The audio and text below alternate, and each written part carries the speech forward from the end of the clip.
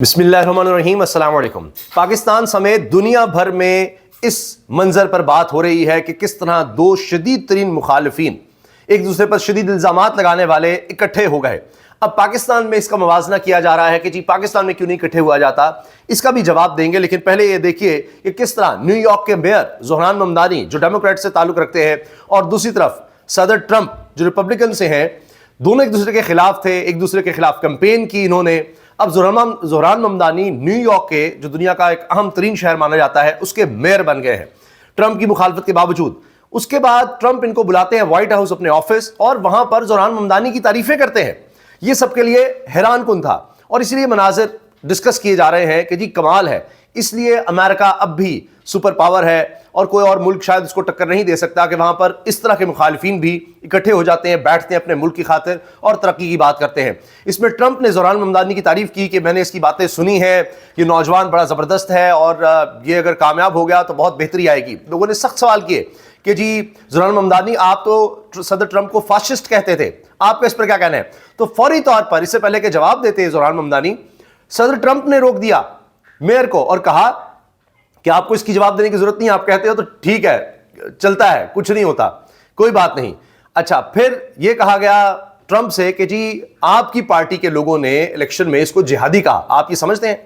तो उन्होंने कहा कि कैंपेन में बातें होती रहती हैं, ये बहुत जबरदस्त नौजवान है और मैं इसकी तारीफ ही करूंगा। तो ये बड़ा दिलचस्प है, ये मुकालमा बड़ा जबरदस्त है। कहा जा रहा है पाकिस्तान में ऐसा क्यों नहीं हो सकता? तो जनाब इसलिए नहीं हो सकता कि क्या ज़ोहरान ममदानी की अहलिया को भी ज़ोहरान ममदानी समेत कैद किया गया, को 3 साल कैद में रखा गया? क्या ज़ोहरान ममदानी की सदर ट्रंप ने पार्टी तोड़ दी, उनके लोगों पर जबर किया, तशद्दुद किया, गिरफ्तार किया, हर तरह के उनके खिलाफ केसेस बनवाए, या उनको किसी भी तरह से अगर मेयर बन जाते हैं जिस तरह खैबर पख्तूनख्वा के वज़ीर आला सुहेल अफरीदी है, उनको नहीं चलने दिया जा रहा? तो ये सब किया गया है। तो बहुत ज़्यादा फ़र्क है। इस तरह के इक़दाम कहीं नहीं, अव्वल तो अमेरिका में किए नहीं जा सकते, इसलिए अमेरिका है कि वहाँ पर आप देखें फिर वो लोग इकट्ठे हो जाते हैं अपने मुल्क के लिए, या जो उसका आम तरीन शहर है न्यूयॉर्क, जो सबसे महंगा शहर भी कहा जाता है शायद, कि वहां पर कैसे बेहतरी लानी है उसके लिए काम कर रहे हैं। Want to congratulate. I think you're going to have hopefully a really great mayor. The better he does, the happier I am. I will say there's no difference in party. There's no difference in anything, and we're going to be helping him to make everybody's dream come true. Having a strong and very safe New York, and congratulations, Mr. Mayor. ले जी, मुबारकबाद दे रहे हैं कि वो जीत गया election, उसको मुबारकबाद दे रहे हैं, उसको बुलाया कि जी मिलकर काम करना है। यहाँ इलेक्शन ही लीक कर दिए गए, यहाँ जो जीता उसको फॉर्म 47 के जरिए हरा दिया गया। तो अब आप मुझे बताइए कि यहाँ क्या होगा? मवाजना ही नहीं बनता ये जब बातें की जाती हैं। तो ये है जी अमेरिका की स्ट्रेंथ, ये है अमेरिका की ताकत असल, कि वहाँ पर मुखालिफिन भी इकट्ठे हो जाते हैं अपने मुल्क के लिए और कानून की हुक्मरानी है।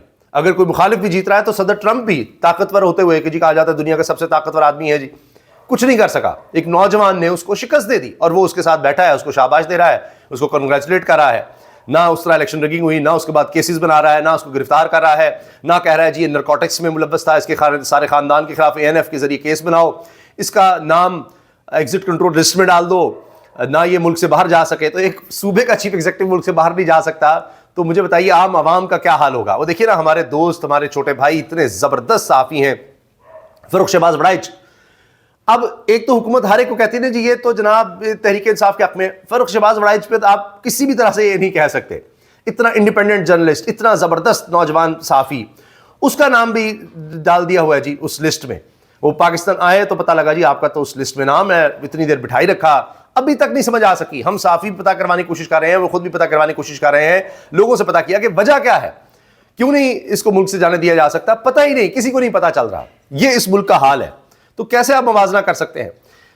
मुल्क सिर्फ ये नहीं होता कि जी वसाइल है, फलां है, ये है, वो है। वो पाकिस्तान के पास कम नहीं है।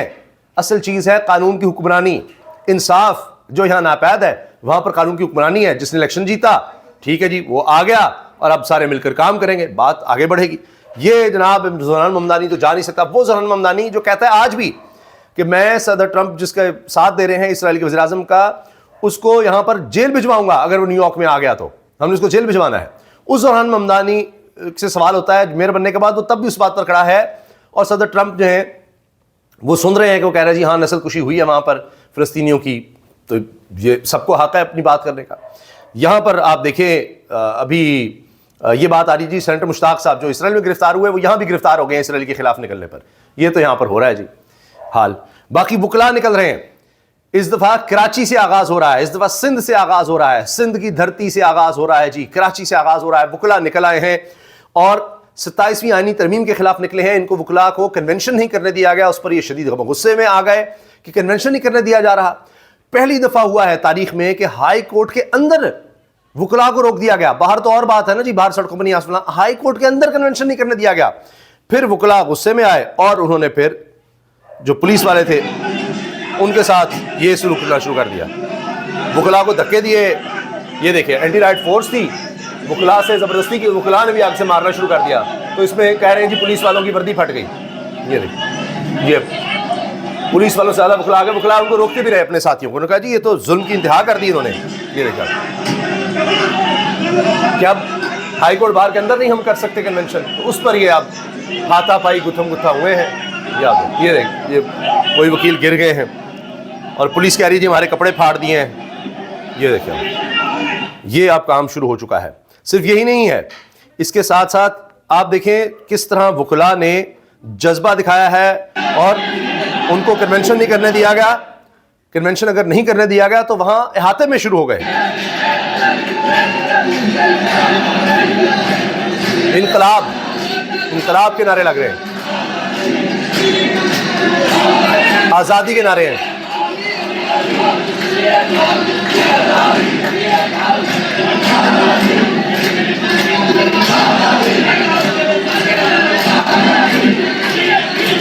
हम ये कह सकते हैं कि 27वीं आईनी तरमीम के खिलाफ वुकला सबसे आगे हैं और सिंध के वुकला में भी सबसे आगे।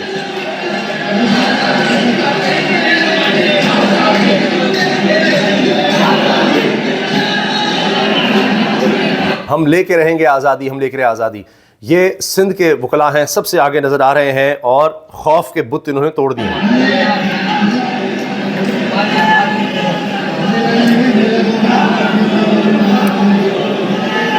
नामंजूर, 27वीं तरमीम नामंजूर, नामंजूर।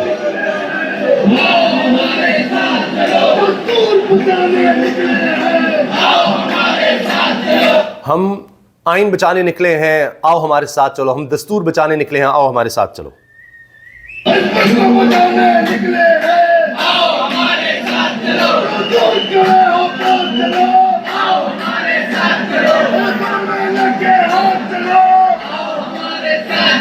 हम मुल्क बचाने निकले हैं, आओ हमारे साथ चलो। हाथों में लेके हाथ चलो, आओ हमारे साथ चलो। ये जनाब वुकला का जज्बा है।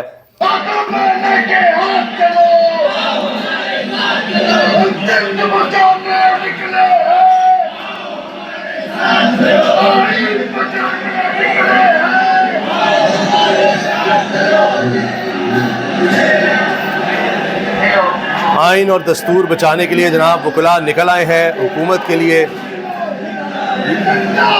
अब हुकूमत के लिए बहुत बड़ा चैलेंज बन चुका है, हुकूमत को समझ नहीं आ रही क्या करें। अब वुकला पर भी किस तरह तशद्दुद करें, जिस तरह हमने तहरीक इंसाफ पर किया है। हाल ये है कि शिकस्त है, शिकस्त फाश है। एक तरफ सिर्फ एक हल्के में तहरीक इंसाफ पंजाब में खड़ी है और मरीम नवाज साहिबा वहाँ भी बुखलाहट का शिकार है। उन्होंने इंतज़ामिया के ज़रिए जो कुछ किया है उस पर तहरीक इंसाफ जवाब दे रही है। अब अज़मा बुखारी साहिबा ने तो कह दिया है कि जी मरीम साहिबा का कोई लेना देना नहीं है किसी भी एडमिनिस्ट्रेशन के साथ, अगर नहीं इजाज़त मिलती बहनों को मिलने की खान से तो हम क्या कर सकते हैं। और इन्होंने ड्रामा पकड़ा हुआ है, रोज़ जाकर वहाँ पर ड्रामा करती हैं। तो अब ये इनको ड्रामा लग रहा है कि किसी को बाल से खींचा जाए, उनको ज़मीन पर घसीटा जाए, तो ये उनके लिए ड्रामा है। तो वक्त बदलता है तो सोच कर बात करनी चाहिए। बहरहाल ये हो रहा है जी। और NA 129 लाहौर में तहरीक इंसाफ का मरकजी दफ्तर बंद कर दिया गया। रहनुमाओं की गिरफ्तारी और दफ्तर की बंदिश पर तहरीक इंसाफ के रहनुमा प्रेस कॉन्फ्रेंस करने पर मजबूर हुए और फिर इन्होंने बताया कि कारकुनों को घरों से उठाया जा रहा है, हमारी फ्लैक्स तक नहीं लगने दी जा रही।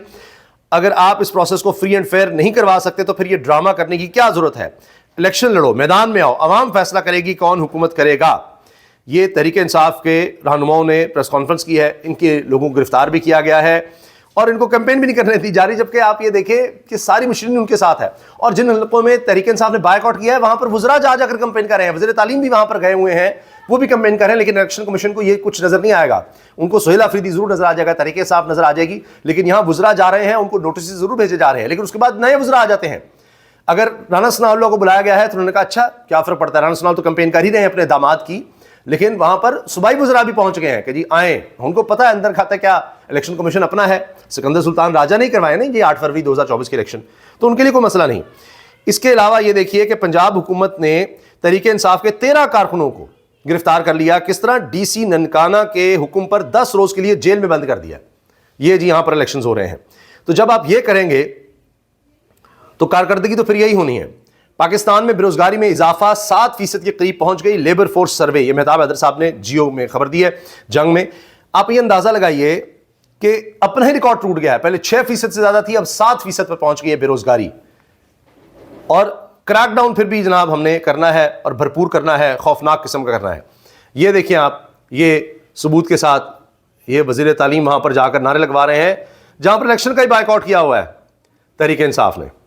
तो ये मुकाबला किसके साथ? पीपल्स पार्टी भी साथ मिली हुई है, तो फिर किसका मुकाबला है? अकेले दौड़कर भी ये लोग हार रहे हैं, ये सोचिए जरा, ये हाल है इनका। पीटीआई पंजाब की चीफ ऑर्गेनाइजर आलिया हमजा ने पंजाब भर के एमएनएज, एमपीएस, टिकट होल्डर, तंजीमी होदेदारान, वर्कर्स को 25 नवंबर को अपने साथ 4 कारकुनान को अडयाला लेकर पहुंचने की कॉल दी है, और यह भी कहा है कि जब तक खान साहब की बहनें वहां पर रहेंगी हम लोग भी वहीं पर रहेंगे। फैसल चौधरी साहब जी इस वक्त छाए हुए हैं, अगर पाकिस्तानी मीडिया में इस वक्त कोई राज कर रहा है ना अपनी गुफ्तगू पर, तो फैसल चौधरी हैं। तो फैसल चौधरी इंकशाफात करते हैं, पहले 27वीं तरमीम पर भी, अब 28वीं पर भी वो कह रहे हैं कि जी पीपल्स पार्टी लाइन में लगकर वोट देगी। तो पीपल्स पार्टी के कादर मंदोखेल साहब भी इस प्रोग्राम में थे, नून लीग के साहब भी बैठे थे।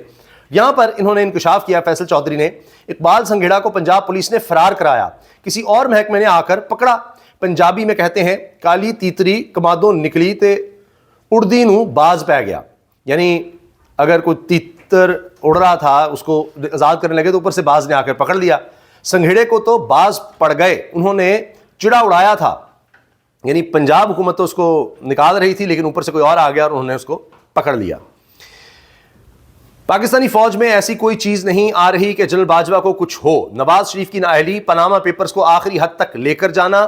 सोचिए जिन्हें चार्जशीट क्या है जनरल बाजवा के खिलाफ, कि एक तो उनके खिलाफ कोई चीज नजर नहीं आ रही। मुनीर फारूक कहते हैं कि नवाज शरीफ की नाअहली, पनामा पेपर्स को आखिरी हद तक लेकर जाना, इलेक्शन मैनेजमेंट फैज हमीद के जरिए सब करवाना, ये सब जनरल बाजवा ने करवाया, इसमें तो कोई झूठ है ही नहीं, ये सब कुछ जनरल बाजवा ने करवाया, लेकिन उनके खिलाफ कुछ नहीं होगा, इसके बावजूद ये सब उन्होंने करवाया। तो इस पर सईद बलोच सीनियर सहाफ़ी हैं, साबिक वाइस प्रेसिडेंट हैं सुप्रीम कोर्ट प्रेस एसोसिएशन के, कहते हैं यही नुक्ता फैज हमीद के दिफा में अहम साबित होगा कि वो एक मुनज़्ज़म फोर्स का हिस्सा था, अहकामात की खिलाफ वर्जी कैसे करता, इसे जो कहा गया इसने किया। अगर फैज हमीद के खिलाफ कार्रवाई करनी है तो फिर जनरल बाजवा तक एहतसाब करना होगा, वरना यह सियासी मश्क उल्टी पड़ेगी। ख्वाजा आसिफ, जिनके जनरल बाजवा मोहसिन हैं, नून लीग के भी मोहसिन हैं, इनको एक्सटेंशन भी दी, वो कहते हैं जी होना चाहिए कोर्ट मार्शल। मुनीर फारूक कह रहे हैं कोई चक्कर ही नहीं है, और जो कुछ फैज़ हमीद ने किया इलेक्शंस में वो इनके कहने पर किया है। अब ये एक अजीब कहानी है, लेकिन फैज़ हमीद साहब पर चार्ज इन इलेक्शंस की रिगिंग के नहीं है, दीगर चीज़ों के नहीं है, वो कुछ और है। ये भी कहानी देखते हैं जब सज़ा सामने आएगी तो फिर क्या होता है। इजाज़त दीजिए, अल्लाह हाफ़िज़।